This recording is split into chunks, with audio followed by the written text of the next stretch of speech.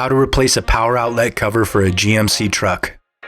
This fits various models, so please refer to our listing for more details. You'll need a 10mm socket and ratchet and something to pry with. Start on one of the corners and gently pry the panel off the console. Move around it slowly. Once the panel is removed, you'll need to remove the bolts holding the part of the console with the outlets. Use the ratchet to remove the bolts. Slowly pull off that part of the console. It is still attached to the harness. Remove the 3 plugs. Push in the clips holding the plug housing onto the outlet cover, then remove.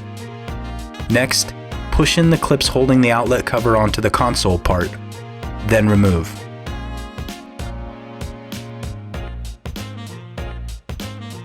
Push the new outlet cover into place. Push the plug housing into place.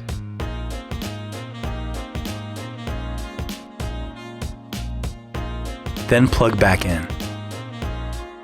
Place the console part back into place and bolt back on.